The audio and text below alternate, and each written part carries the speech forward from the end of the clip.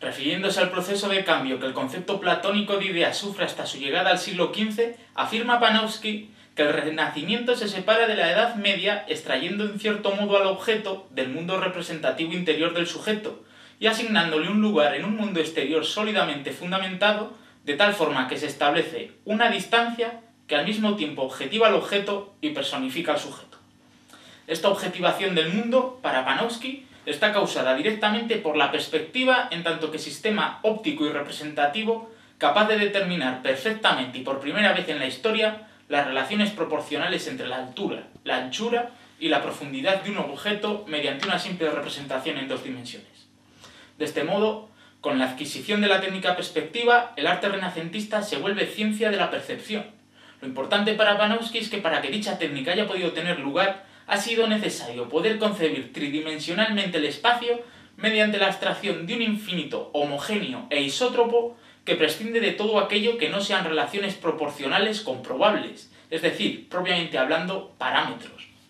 Ahora bien, para Panofsky, esta objetivación de la realidad, debido precisamente a la relación sujeto-objeto que instaura en tanto sistema óptico, conlleva consecuencias inesperadas. Por un lado, reduce los fenómenos artísticos a reglas sólidas y exactas, pero por otro, las hace dependientes del hombre, del individuo, en la medida en que las reglas se fundamentan en las condiciones psicofisiológicas de la impresión visual y en la medida en que su modo de actuar está determinado por la posición de un punto de vista subjetivo elegido a voluntad. De este modo, la perspectiva puede ser concebida tanto como un triunfo de la objetividad exterior de la realidad como de un triunfo de la voluntad subjetiva por hacer depender la misma realidad objetiva de su propio yo. Como ejemplo paradigmático, el análisis que Tafuri realiza de la Iglesia de San Espíritu de Brunelleschi concluye en la afirmación de la misma como una yuxtaposición triple de secuencias estructurales concebidas como tipos espaciales puros, todo ello posibilitado gracias al empleo de un único módulo para todo el edificio que permita la organización perspectiva de todo el conjunto.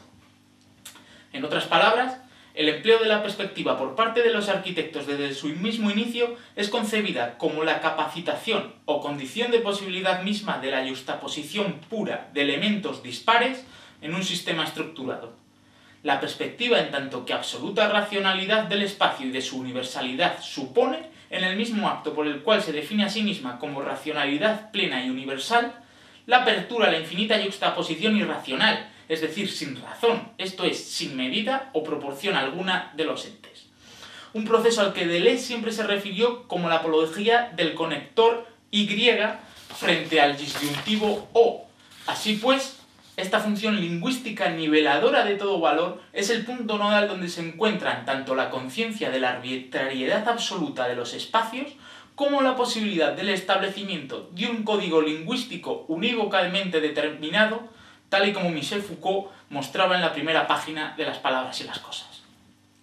Nos encontramos entonces con que este doble carácter de la perspectiva, por una parte, permite la ordenación matemática y homogénea de un espacio construido racionalmente que terminará constituyéndose como propiamente cartesiano-newtoniano, mientras que por otra, es ese mismo carácter homogenizante y nivelador de todos los valores el que permite el inicio, mediante superposición, de toda una serie de relaciones no jerarquizadas ni estructuradas según el orden perspectivo.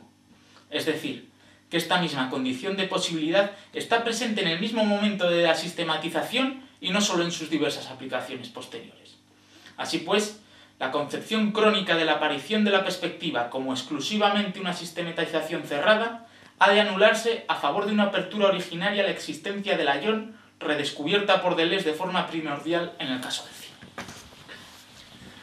En lo que se refiere al cine del siglo XX, Deleuze recurre a la obra de Bergson con la intención explícita de esbozar una teoría del mismo que pueda superar la diferenciación sujeto-objeto. Si bien Husserl había intentado poner en relación nuevamente a sujeto y objeto mediante la intencionalidad,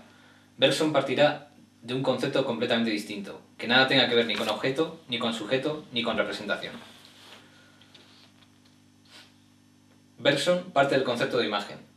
Anulada por principio toda diferenciación establecida a priori entre sujeto-cerebro y objeto-mundo, las imágenes de los seres vivos se diferencian de las propias de los inertes en que las primeras existe una zona de indeterminación, correspondiente a la reacción que conlleva las imágenes percibidas por el ser vivo.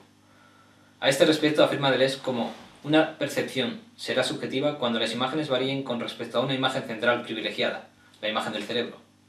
mientras que una percepción será objetiva, tal como es en las cosas, cuando todas las imágenes varíen unas con respecto a las otras, sobre todas sus caras y en todas sus partes. Lo objetivo, pues, ya no como la dualidad objeto-sujeto, sino como la no existencia del último, es decir, como la inmanencia tanto del sujeto como del objeto en un conjunto de imágenes todas al mismo nivel. Pero lo importante aquí es que la diferenciación entre un movimiento aparente y un movimiento real solo es posible desde la estructuración de la realidad mediante la diferenciación sujeto-objeto. Es decir, que mientras puedo dudar de la realidad del movimiento objetivo, ya sea en la forma de una sucesión de fotogramas o de una sucesión de percepciones objetivas del mundo, de ninguna de las maneras puedo dudar de la realidad del movimiento propio en tanto que sujeto,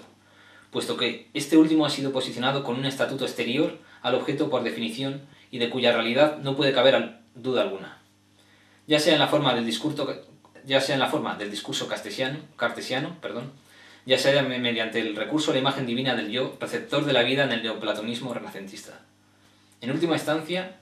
la ontología perspectiva entabla la diferenciación entre movimiento real y movimiento aparente, reduciendo el cine al ámbito de las ilusiones y apariencias, cual trompe-l'œil del movimiento. Ahora bien, por otra parte, si retomamos la cuestión del movimiento desde la lógica de la imagen bersoniana, podemos ver cómo la diferenciación entre movimiento real y aparente queda anulada. Desde este punto de vista, tanto el sujeto como el objeto son una composición de imágenes que se diferencian únicamente por el margen de la zona de indeterminación que poseen de cara a la acción, de modo que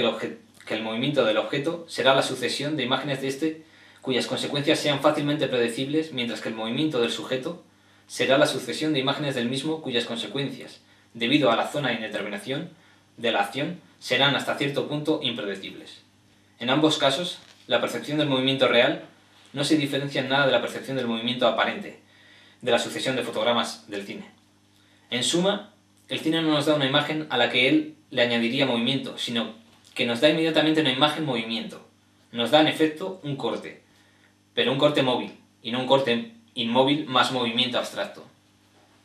Por último, concluye Deleuze que para que exista movimiento ha de darse una falta de totalidad.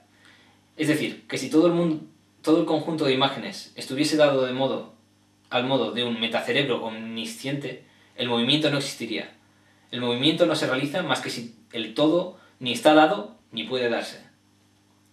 Se exige entonces una ausencia de totalidad que, por una parte, abra el presente al pasado y al futuro, mientras que, por otra, rompa la homogeneidad e isotropía del espacio perspectivo mediante el corte móvil. En otras palabras, el carácter de sistema, de todo conjunto cerrado necesitado de una exterioridad al mismo que defina su límite, es mantenido esta vez por la exterioridad de una otredad temporal no subjetiva.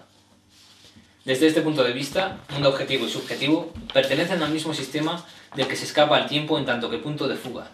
y ya no como en la perspectiva, en mundos separados incapaces de concebir el tiempo de una forma que no fuese o espacial o subjetiva. Una otredad que remite a toda una nueva concepción del fuera de plano, que no es signo que remite al sentido de la película como una totalidad cerrada, sino que abre un punto de fuga hacia ese todo extrafílmico, hacia el tiempo no cronológico como ontos-on, a la relación potencial que es hija directa del tiempo aion. Pero una vez llegados a este punto, tras la crisis de la imagen-movimiento, el fuera de campo remite a lo que no se oye ni se ve, y sin embargo está perfectamente presente. Dicha puesta en crisis de un concepto totalitario del montaje lleva, pues, inexorablemente, a la creación de un cine iónico cuyas características más obvias son que, primero, la imagen ya no remite a una situación globalizante o sintética, sino dispersiva. Segundo, lo que se ha roto es la línea o la fibra del universo que prolongaba unos acontecimientos en otros, o aseguraba la concordancia de las posiciones en el espacio. Tercero, la acción o la situación sensoriomotriz ha sido reemplazada por el paseo, el vagabundeo, el ir y venir continuo. Y cuarto, finalmente, lo que sostiene al conjunto son los tópicos, nada más que tópicos, por todas partes tópicos. Muchas gracias. Muchas gracias.